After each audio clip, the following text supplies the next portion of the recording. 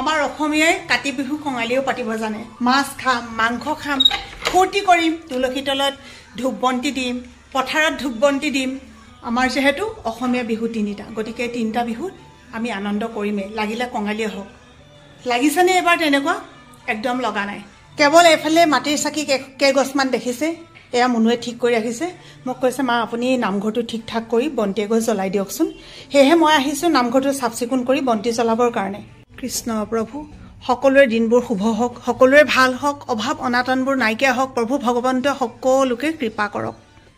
এফালে মুনুৱে তুলসী তল ধুনীয়াকৈ চাফ চিকুণ কৰি মচি কাচি আজৰি হৈছে।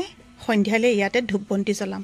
ৰাতিপুৱা আমাৰ এওঁ চাহকাপ খাই থাকে আৰু এইফালে মুনুৱে দিয়েহি শাক পাচলি কাটিবলৈ, শাক কাটি দিয়ে। ধুনীয়াকৈ কাটি দিয়ে জলকীয়া ভাজি। এইখিনি হৈছে কবিৰ পাতবিলাক। কবিৰ পাতবোৰ যে বহুতে পেলাই দিয়ে ন, আমি এনেকৈ জলকীয়া ভাজি খাওঁ, ইমান বেছি ভাল লাগে। মুনু আজি কাতি বিহু কেনেকুৱা? সঁচাকৈ জুবিনদা বিহীন প্ৰথমটো কাতি বিহু। খুৱাইছিলোঁ, ভাত খুৱাইছিলোঁ, এবাৰ লুচি পুৰি খুৱাইছিলোঁ। আমাৰ ঘৰত কুকুৰ মেকুৰী পুহিবলৈ বহুত বেছি বেয়া। কাৰণটো হৈছে চাওক, একদম ৰাস্তাৰ কাষত ইমানেই ভিতৰত সোমোৱাই থৈ দিওঁ। কালি পটককৈ ওলাই পেলাই গুচি গ'ল নহয়। বাইকে খুন্দিয়ালে নে গাড়ীয়ে খুন্দিয়ালে নে নমৰিলে, এতিয়ালৈকে জীয়াই আছে, কিন্তু এই ঠেংটো মানে কোনোবা এটা অকণমান কিবা হৈছে। মুনু পাকঘৰত এখেতে শাক পাত কাটি আছে। মই ভাবিলোঁ বোলো মই ঘৰটোকে মচি লওঁ। আপোনালোকে ঘৰ কিহেৰে মচে? আগতেতো আমি একদম তলত পকাত হাউলি আঁঠু কাঢ়ি মচিছিলোঁ। তাৰ আগতেতো আমাৰ ঘৰত কেঁচা ঘৰ আছিলে, তেতিয়া মচিছিলোঁ। একদম মাটি গুলি লৈ পেলাই মানে আঁঠু কাঢ়ি গোটেই ঘৰৰ চুক কোণ চব মুচিব লাগে। ঘৰটো একদম ৰঙা হৈ থাকিলেহে ভাল লাগে। কিন্তু এতিয়া বাৰু সময়ৰো অভাৱ, লগতে এইবিলাক টাইলছ হ'ল, কাৰোবাৰ ঘৰত পকা হ'ল, গতিকে চবেই চাগে এনেকৈ মুচে ন। ঘৰ মোচাৰ মানে আহিলা পাত যদি আপোনালোকৰ নাই, আনি ল'ব দেই, ইমান ভাল নহয় মুচিবলৈ। আৰু বিশেষকৈ মানে হাতেৰে নুচিলেও হৈ যায় যে, আৰু চফা নোহোৱাৰ কথাই নাথাকে দেই। মই অকণমান চাৰ্ফৰ পানী দি লৈছোঁ, সেইটো আকৌ মুনুৰ আইডিয়া। মুনুৱে মানে কয় অকণমান চাৰ্ফৰ পানী দি ল'বচোন, মা ইমান ধুনীয়া বোলে চাফা হয়। ঘৰ মুচি হৈ গ'ল, এই পানী চানীখিনি পেলাই দিলোঁ। আৰু এইটো ধৰিবলৈ কিমান ভাল চাওক, এনেকৈ ধৰি পিনে বেগটোৰ নিচিনাকৈ লৈ ফুৰিব পাৰি। এইডাল ধুলোঁ, ধুই পিনে অকণমান ইয়াতে ৰ'দত দি থওঁ, অকণমান শুকুৱাই মেলি থ'লে ভাল হয়। আৰু আপোনালোকে যদি ল'ব বিচাৰে, মই তাতে লিংক দিয়া আছে, চাব দেই। এইটো মানে ওপৰত যিটো ফটো ওলাই থাকিব নহয়, ফটোটোত আপোনালোকে যদি টাচ কৰে তেতিয়াই ল'ব পাৰিব। এইটো আমাৰ অনলাইনতে আনিছিলে, আমাৰ ফোনটোৱে অৰ্ডাৰ দিছিলে। ইমানেই অলপতে ঠেহ লাগে নহয়, কিবা এটা ক'বহে লাগে, চিধা আহি পিনে ক'ৰবাত বহি থাকিব। এতিয়া গা ধুবলৈ আহিছা দেহা?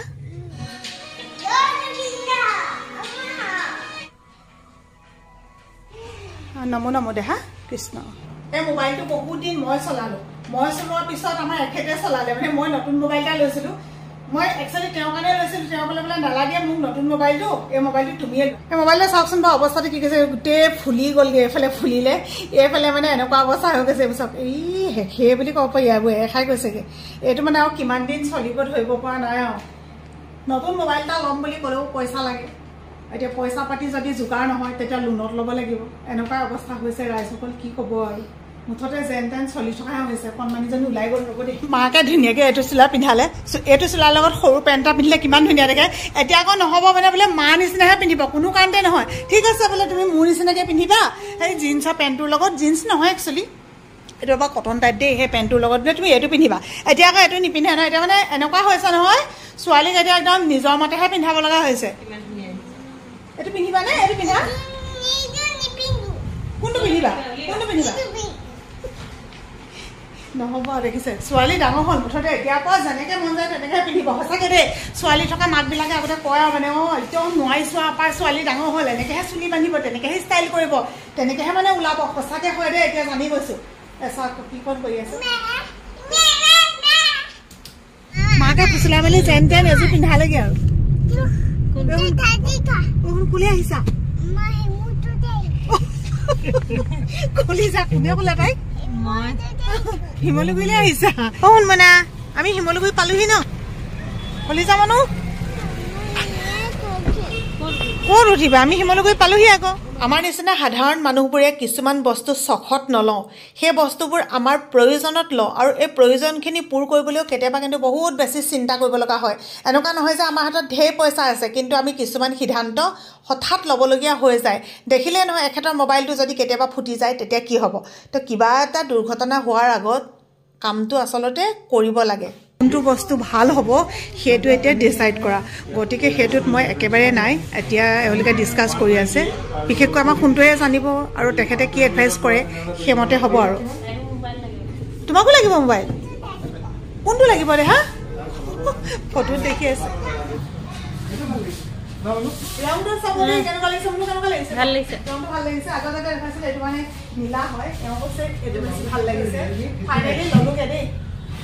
আৰু আগত মই যিটো মোবাইল দিছিলোঁ ভিতৰত যদি কোনোবাই মোবাইল লওঁ বুলি ভাবে মানে মাল্টিটাস্কিং চব কৰিব পৰা Realme 15X ভাল পাইছোঁ আমি। এইটো ন এতিয়া লোৱাটো এইবিলাক হওক কি হওক আপুনি নোলাইছে এজন মানুহজন বহুত দিনৰ মূৰত লগ পাইছোঁ। আগতো মই যিটো মোবাইল আছিলে ইয়াৰ পৰা আনিছিলোঁ আৰু তেখেতেই মানে সেইটো মোক একদম নিজেই চিলেক্ট কৰি দিছিলে আপুনি এইটো লৈ যাওক বুলি। সঁচাকৈ কৈছোঁ 2 বছৰ হৈ গ'ল নেকি, একদম প্ৰব্লেম নাই পোৱা, ধুনীয়া চলি আছে।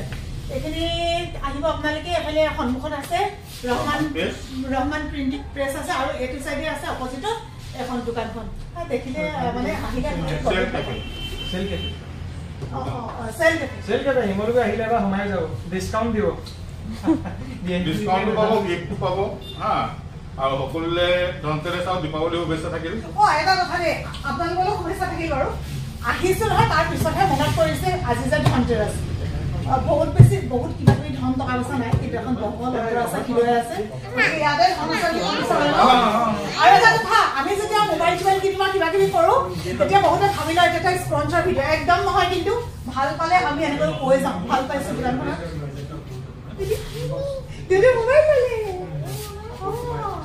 মানুহ এটা বেংক হৈ গ'ল, এবাৰ ধনী মানুহ হৈ যাব দেই। তাতে আজি ধনতেৰছৰ দিনাখনে তোমাক ইমান ধুনীয়া এটা গিফ্ট দিছে, চোৱাচোন।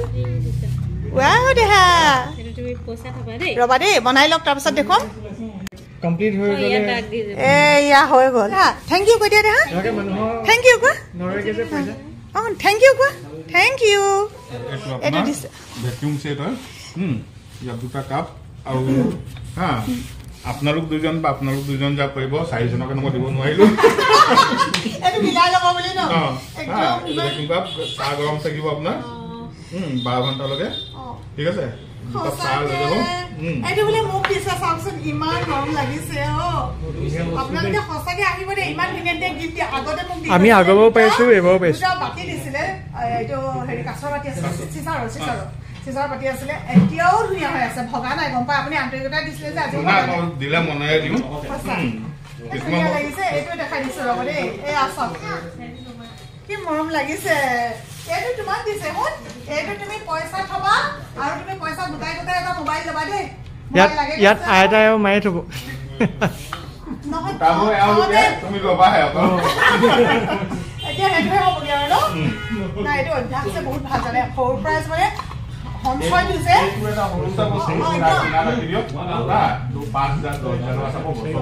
সঁচাকে হয়। আৰু এই বস্তুটো চাবলৈ গ'লে একদম সাধাৰণ বস্তু, কিন্তু এইটোৰ পৰাই ল'ৰা ছোৱালীয়ে কেনেকৈ সঞ্চয় কৰিব লাগে সেই কথাটো জানিব। থেংক ইউ বুলি ক'বা। এই ইয়াত ভৰাই দিয়কচোন। এইফালে আমাৰ সোণমানে যাত্ৰা কৰিছে দেই, দেউতাকে দিছে পইচা। কৃষ্ণ প্ৰভু। আজি ধনতেৰছৰ দিনা প্ৰথম আৰম্ভণি। আৰু আজি যিহেতু কাতি বিহু, অলপ হ'লেওতো নিয়মটো কৰিব লাগিব। কুঁহিয়া ঘৰত নাছিলে দেই, আগতে আছিলে কিন্তু বৰ্তমান নাই, এই কিনি আনিছে, এওঁ গুচাই আছে। কাতি বিহুত বোলে চেনিকল দিয়ে, মই অৱশ্যে নাজানো দেই, কিন্তু এয়া হৈছে জাহাজী কল। জাহাজী কলৰ আকাৰ আকৃতি চাওক। ডলা পাপাই লৈ গ'ল। চেনিকল পালোঁ, কিন্তু চেনিকল আকৌ একেবাৰে ভালকৈ নপকিলে ভাল নালাগে নহয়। কলখিনি ধুই পেলাই ইয়াৰ ওপৰত তেতিয়াহে সজাই মেলি দিব পাৰিবা। পাপাই নাৰিকল কাটি আছে, এতিয়া বন্তি জ্বলাইছে। আৰু আজিকালি ভকতনি নাইকিয়া হৈছে, 3জন আহি পাইছেহি। আমাৰ এনেকৈ পাকঘৰটো দিয়া হয়, পাকঘৰ বুলিবলৈ আজিকালিতো আৰু তেনেকৈ কেঁচা পাকঘৰ, খৰি পাকঘৰ তেনেকৈ জুহাল নাথাকে। গেছতে চবেই ৰন্ধা বঢ়া কৰে। তথাপিও আমি যেনেকৈ নিয়মবিলাক পালন কৰিছোঁ, কেৱল আপোনালোকক সেয়াহে দেখাইছোঁ। আৰু থুলমূল এইখিনি নিয়ম বিহু বুলি। এয়া ভঁৰালত দিয়েগৈ, এগছ পিছফালে আছে, আৰু ভঁৰালটো পিছফালে কিছুমানৰ ঘৰত আগফালে থাকে, আমাৰ আকৌ পিছফালে আছে। আৰু পিছফালে থকাৰ কাৰণটো হৈছে কি পূবেই ভঁৰাল বোলে পশ্চিমেই গঁৰাল আগতে বিহুত গাইছিলে গতিকে আমাৰ পূব ফালটো হৈছে এই ছাইডটো সেইকাৰণে এইটো ছাইডে আছে ভঁৰালটো ঠিক কৰিব মানে কি আৰু হেৰি দিওঁগৈ তুলসীৰ তলত